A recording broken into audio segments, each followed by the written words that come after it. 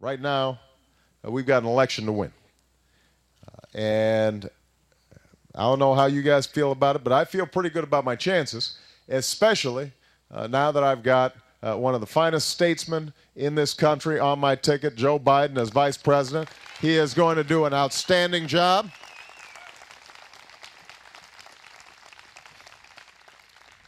People talk a lot about Joe's foreign policy experience. And it's true. He's chairman of the Senate Foreign Relations Committee. He knows world leaders, can be a wonderful counselor and advisor. People talk about all the experience he has in Washington, and that's true. He's been chairman of the Judiciary Committee. He helped pass the Violence Against Women Act. He helped to pass the 1994 crime bill that put 100,000 more cops on the streets. He knows how to get things done in Washington. But you know the most important thing about Joe Biden is he's never forgotten where he came from. You know, he's from a working class family that he still takes the train back every night to Delaware to spend it with his family, that he raised two kids, two sons and a daughter, despite having gone through the tragedy of losing his first wife and his infant daughter in a car accident when he was 30 years old. Yeah, Joe Biden understands what you're going through because he's gone through it.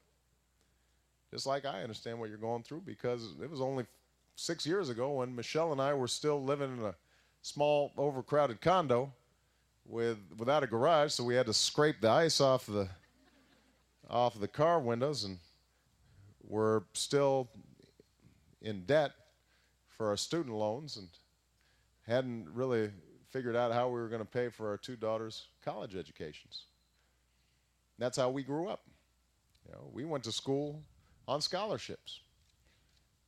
Michelle's dad worked at the water filtration plant in Chicago. Never got a college degree.